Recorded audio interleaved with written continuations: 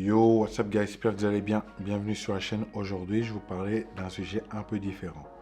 Et ce sujet, c'est la photo argentique. Alors, je préfère le dire tout de suite, je ne suis pas un expert en argentique. J'en fais depuis peu, plutôt je m'intéresse depuis peu.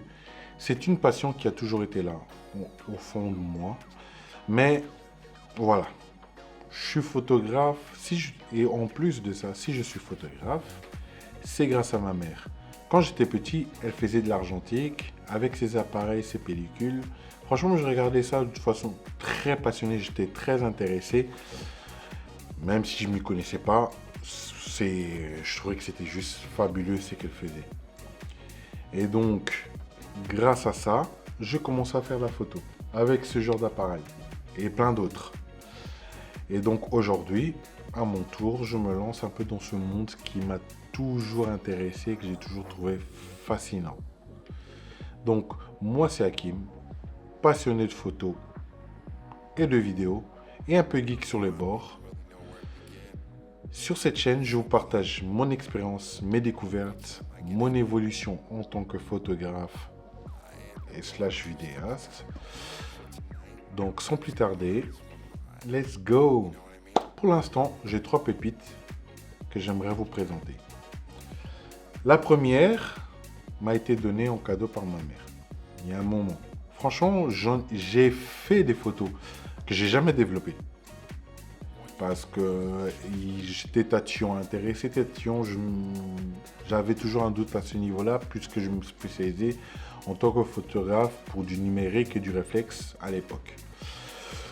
Donc, j'ai fait des photos que j'ai jamais développées, que j'aimerais développer et vous le partager si ça en vaut la peine ou pas. Et le premier, c'est le Chinon. Donc, c'est le Chinon BVF 500, juste ici. Donc, parfois, quand je regarde en bas, c'est parce que mon retour écran est juste en bas. Donc, pour être sûr que on se capte et que tout est net. Donc, c'est celui-ci, le BVF 500. Franchement, j'adore cet appareil. Il est très charmant, très beau. Il y a une certaine ergonomie qui est plutôt pas mal.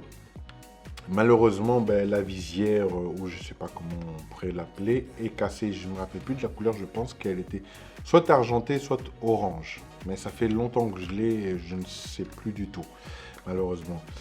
Il est très mignon, j'adore beaucoup. C'est un Big View Motor Auto Flash. Donc quand on est dans des espaces sombres, le flash s'enclenche automatiquement. Franchement, pas mal, je kiffe. Il a encore un film à l'intérieur, donc je n'ose pas trop si je dois l'ouvrir ou pas pour vous montrer. Mais l'entretien est pas mal. C'est un 28 mm. Donc, il n'y a pas de zoom ou quoi que ce soit dans celui-ci. C'est juste un classique. Ensuite, le troisième, c'est le Minolta Zoom 90. Comme vous voyez ici, celui-ci est très mastoc. Mais franchement, je trouve qu'il est très élégant à la fois. Beau pour un Minolta. Franchement, la qualité est pas mal. Celui-ci, je l'ai chiné. Je l'ai trouvé en fripe, donc dans une brocante, si je ne me trompe pas. Le vendeur qui me l'a vendu, franchement, l'a bien entretenu.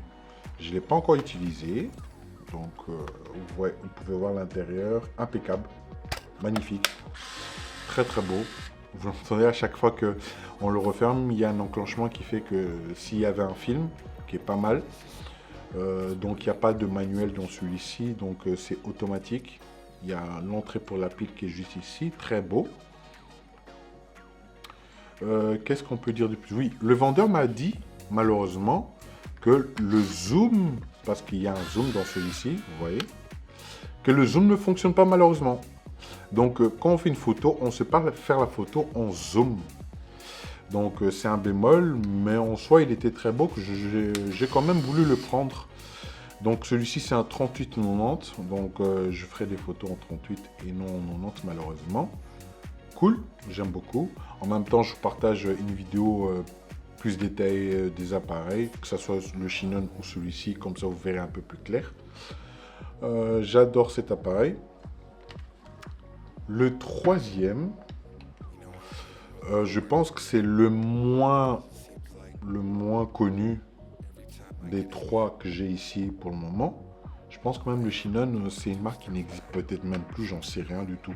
Je pourrais toujours me renseigner pour voir si si ça existe toujours ou pas, ou il a été racheté, j'en sais rien du tout. Celui-ci, c'est le Traveler.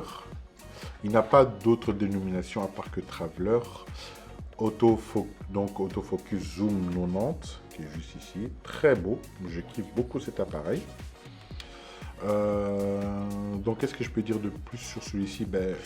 Comme les autres, il a un zoom, comme vous voyez ici, un zoom très élégant. Celui-ci, je l'ai acheté en magasin. Le vendeur m'a dit, m'a dit que tout était impeccable, aucun problème. M'a même montré des photos qui avaient été prises avec celui-ci. Et franchement, quand j'ai vu, très élégant, je me suis dit, franchement, je veux le prendre. Je veux le prendre et j'ai hâte de l'utiliser. Surtout que celui-ci, il aura une très belle occasion de pouvoir être utilisé parce que je vais partir quelque part, que j'en parlais sur une prochaine vidéo. Très beau, très élégant, j'adore. L'esthétique très mignon, facilement, on peut facilement le mettre en poche, se balader avec et très pratique.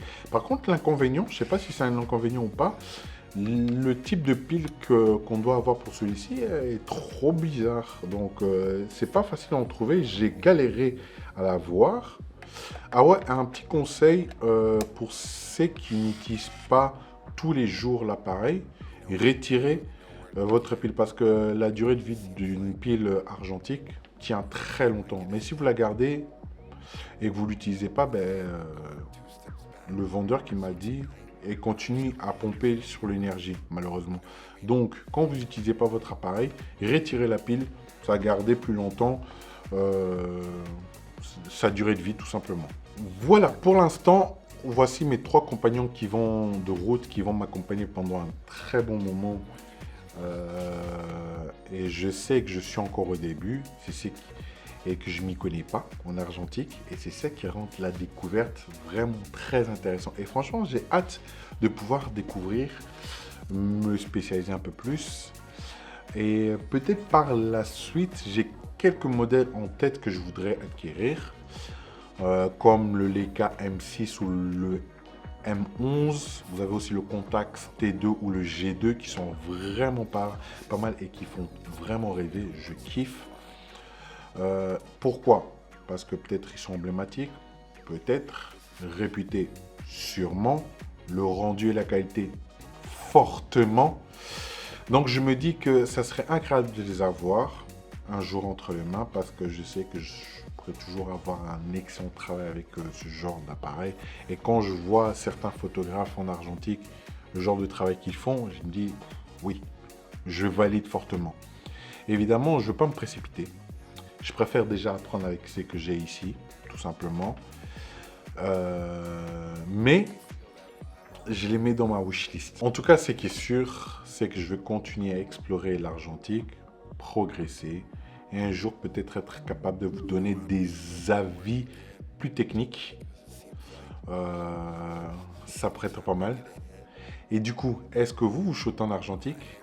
Quel genre d'appareil vous me conseillerez pour la suite? Franchement, je suis très curieux parce que j'aimerais bien lire vos expériences dans les commentaires. Donc, n'hésitez pas à me laisser tout ça en commentaire. Et bien évidemment, on arrive à la fin de la vidéo. Merci d'avoir regardé jusqu'ici. J'espère que cette petite présentation de mes débuts en argentique vous aura plu. Et si c'est le cas, n'oubliez pas de liker, de vous abonner. Et on se retrouve très bientôt pour une nouvelle vidéo. Et sur ce, je vous souhaite de passer une excellente journée, plein de love. Peace!